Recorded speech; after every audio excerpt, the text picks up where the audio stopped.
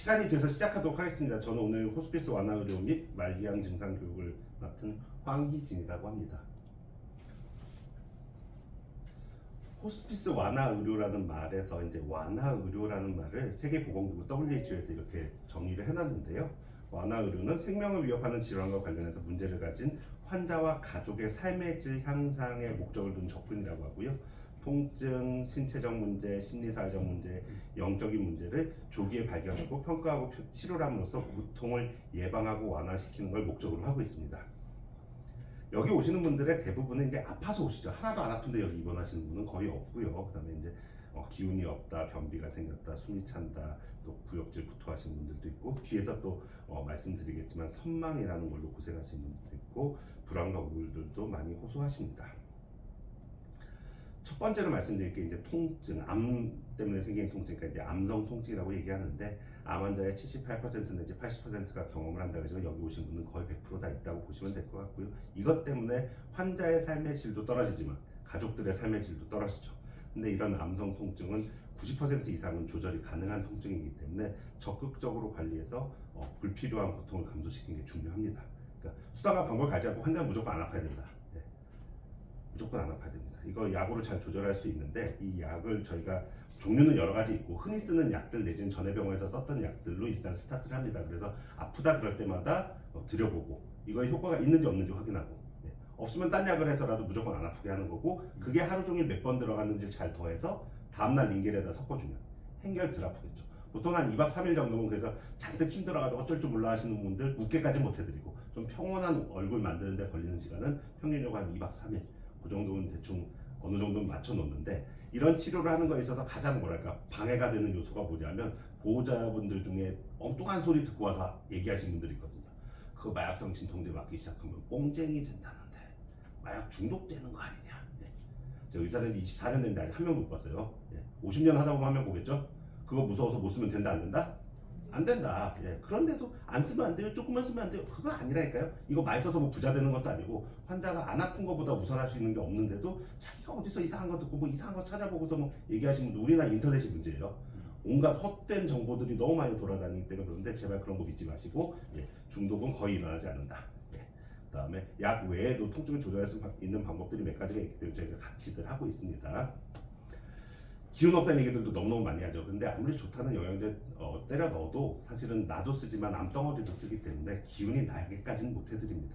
기운 없는 거 없애는 거 정도까지만, 기운 없어 죽겠다는 거 없애는 정도만 하는 거지, 뭐 기운이 펄펄 나게는 못 해드립니다. 그래서 움직일 수 있으면 좀 움직이시는 게 제일 좋다고 되어 있고, 사람이 계속 누워만 있으면 더 기운 없는데, 지금 못 움직이시는 분들 뭐 움직이라고 할 수 있는 건 아니죠. 움직일 수 있다면 좀 휠체어든 이런 걸로 좀 하시는 것도 도움이 되고, 관절 운동도 하실 수 있으면 해라. 하지 못하는 사람한테 어거지로 시킬 필요는 없고, 이 기운 나는 거에 있어서 옛날 분들일수록 그런 생각이 되게 심한데, 사람이 좀 먹어야지 기운이 나지 않냐, 사람 코끼 끊으면 죽는다는데, 뭐 이런 걱정들 많이 하시는데, 내가 잘 먹어서 내가 잘 소화해서 내가 쓸 수 있으면 누가 먹지 말라고 그래요. 근데 그게 잘 안 되는 거 서로들 뻔히 알고 있잖아요. 왜? 밥이 내려가는 길목마다 나쁜 암덩어리들이 계속 막고 있기 때문에 잘 내려갈 수가 없고, 잘 소화가 될 수 없는 사람한테 한 숟갈만 더 이렇게 애기들, 왜 성장기 애들 밥 먹이듯이 먹이는 거는 도움이 안 되지 않는다. 그래서 음식 먹는 거 강요하지 마라. 그러니까 이것도 안 먹으면 어떡하려고 그래, 막 이런 걱정하시는 분들 있는데, 절대로 영양실조 안 빠지게 한다. 탈수 안 빠지게 한다. 나트륨 칼륨 균형 깨지지 않게 한다. 뿌연 영양제들 보셨을 거예요. 그거 뭐 별 효과 있겠어? 단식 투쟁하는 정치인도 한 달 단식을 해도 몸무게가 안 빠집니다. 그러니까 절대로 영양실조 문제는 생길 방법이 없다. 변비들도 많이 생기십니다. 왜냐하면 사람이 뛰어다니고 걸어다녀야 변비가 덜 생기는데, 계속 누워만 계시는 분들이 많기 때문에 변비는 생길 수밖에 없고, 또 저희가 드리는 마약성 진통제 자체가 변비를 또 유발을 합니다. 이런 거에 대해서 잘 모르던 20세기 말에 제가 의과대학 학생 때만 해도 계속 쌓이다가 입으로 막 이렇게 변 비슷하게 나오는 분들도 있었거든요. 근데 요새 그런 일 생기지 않게 하는 게 되게 중요하기 때문에 맨날 물어보죠. 간호사들이 똥 넣었어요, 똥 넣었어요. 그럼 이제 화내신 분들이 있거든. 밥도 안 주고서 똥 넣냐고 물어보시냐고 화내신 분들인데, 그럼에도 불구하고 변이 나왔는지 확인해야 된다. 막히고 막히다가 거꾸로 나오는 일은 없어야 되기 때문에. 그리고 변비가 생기기 전에 저희가 변을 물키는 약이라든지 좌약이라든지 관장을 해서라도 어떻게든 막힌 하수구가 돼서는 안 된다. 뚫어는 줘야 된다라는 겁니다. 호흡곤란들도 많이 호소들 하십니다. 숨차다, 나 숨 못 쉴 것 같다 이런 얘기들 하는데 실제 내 몸에 산소가 모질랐을 때랑은 또 좀 다를 수 있습니다. 왜냐하면 코로나 때도 많이 보셨겠지만 손가락 끝에다 이렇게 기계 같은 거 대잖아요. 그럼 숫자 나오잖아요. 그래서 사실 90%가 넘으면 저희는 큰 걱정은 안 해요. 그런데도 나는 숨을 차다 그러거든요. 그건 꾀병이랑은 또 좀 다른 문제입니다. 이 호흡곤란을 느끼게 되는 원인들이 여러 가지가 있는데 그 중에 여기 계신 분들의 많은 분들이 불안, 우울 그런 것들이 깔려 있으면 조금 기침하다가 조금 숨이 좀 뭐 가쁘다든지 이렇게만 돼도 나 숨 못 쉬면 어떡하냐, 이러다 나 죽는 거 아닌가 이런 생각들이 계속 드시거든요. 그래서 그런 분들한테는 소량의 항불안제, 소량의 항우울제, 소량의 신경안정제가 큰 도움이 된다. 근데 그 약들이 들어가면 또 우리 엄마 우리 아빠가 뭐 미친 사람이라서 이런 거 줘요 또 화내신 분들, 미친 사람이라서 드리는 게 아니고 실제로 그런 분들 드시는 거나 들어가는 거에 반에 반 쓰거든요. 근데 그렇게 하면 호흡곤란 내지는 숨차다고 느끼는 걸 훨씬 덜 느끼는데 도움이 된다라고 이미 교과서에 나와 있는데 그런 얘기들까지 안 찾아보시고 위에 딱 이 약은 미친 사람이 먹는 거 첫 줄에 그렇게 써 있을 거 아니에요? 불안증 환자, 우울증 환자 이런 사람들이 먹는 거라고 되어 있으니까 그거만 읽고서도 흥분하신데 그게 아니고 애국가도 그죠? 4절까지 알아야 되는 거와 마찬가지로 끝까지 읽어보면 이런 얘기들 다 있다. 거기에 맞춰서 저희가 쓰는 겁니다. 울렁거리고 토하는 것들도 되게 많은데 사실은 제일 좋은 방법은 울렁거리고 토할 때는 아무것도 안 먹는 게 제일 좋습니다. 그리고 우리가 생으로 굶더라도요 하루에 2리터씩 위액이 생기거든요. 걔들이 잘 내려가야 될 거 아니에요. 못 내려가잖아요. 지금 나쁜 놈들이 길을 막고 있어서. 그럼 어떻게 한다? 콧줄을 껴서라도 빼줘야 된다. 콧줄에 대한 또 편견들도 어마무시하게 많으세요. 안 끼면 안 돼요. 그거 꼈더니 금방 죽던 데서 또 온갖 얘기들이 많은데 제발 그런 거 좀 믿지 마세요. 그 콧줄 혹시 만져보셨는지 모르겠지만 그걸로 사람을 괴롭게 하려고 아무리 애를 써도 괴로워질 수가 없어요. 되게 말랑말랑하거든요. 물론 약간 뭐랄까 코딱지 꽉 찬 듯한 느낌들은 들 수 있지만 그 이상의 괴롭힘이 있을 수가 없거든요. 그리고 많이들 울렁거리고 토하고 막 자다가도 토하고 막 이런 거 고생하시던 분들 안 넣겠다고 버티다가 이제 결국 어쩔 수 없어서 넣고 나면 다들 하시는 얘기 진즉 늘 걸 그랬네. 미련하게 내가 참고 있었네. 이런 얘기들 많이 하십니다. 왜냐하면 속이 계속 위액으로 차 있으면 얼마나 불편하겠어요. 빼내야죠. 그렇게 하는 게 맞고요. 선망, 오늘 아셔야 될 단어가 2개가 있거든요. 그 앞에까지 얘기는 다 들어보신 얘기들이 있고 뭐 상식적으로 다 아시는 내용인데 선망이라는 단어 아마 여기 들어오시면서 처음 들어보시는 분들이 되게 많으실 겁니다. 이게 한자 말인데 저도 잘 못 쓰는 한자인데 헛소리섬, 노망날 망, 헛소리를 하면서 노망난 듯이 행동한다. 그래서 쉽게 말씀드리면 급성 치매 같은 증상들이 나타난다. 내가 알던 우리 가족의 모습이 아닌 전혀 다른 사람이 된다. 어떤 분들은 이렇게 달려있는 거 다 뽑기도 하고 어떤 분들은 욕하기도 하고 어떤 분들은 누구 때리기도 하고 또 침대에서 계속 나가려고 하는 것까지는 어떻게 하겠는데 갑자기 뛰어내려 버리면 우리가 답이 없거든요. 그런 것들도 생기고 가끔은 나 납치당했다 구하러 오세요 전화하는 분들도 있어요. 그러니까 약간의 정신착란 같이 나타나는 거죠. 근데 이런 거는 왜 생기냐 또 뭐 여러 가지들 조사를 하다 보면은 이제 이 말기암에서 피해가기 어려운 증상 중에 하나다. 안 생기면 참 좋은데 생기는 분들이 많다라는 건 알고 계셔야 되고 그런 것들 때문에 많이들 놀라십니다. 사실은 여기 오시기 전에 처음에 암 진단받았을 때 생각해보세요.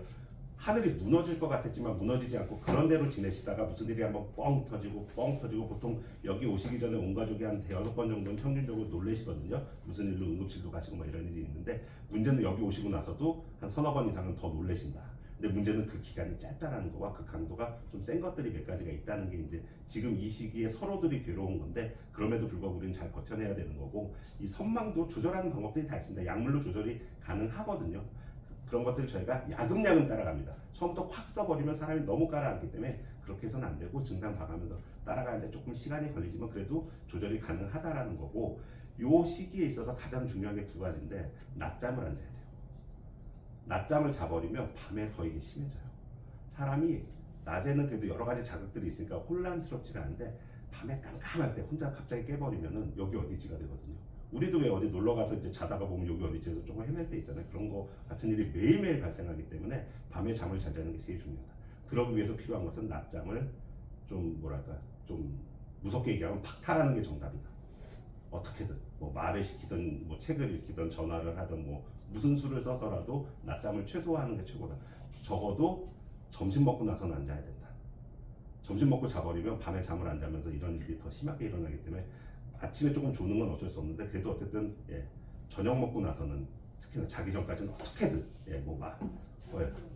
그러니까 그게 어려운 거라니까요. 계속 예. 좀 그게 어려운 건데 그래도 낮잠을 좀 덜 자게 해드리는 게 첫 번째고, 두 번째는 평소에 알던 사람, 평소에 알던 목소리인 그 사람이 그 일이 생겼을 때, 선망이 생겼을 때 안심을 시켜주거나 이렇게 토닥거려주는 사람, 그 사람이 필요하다요.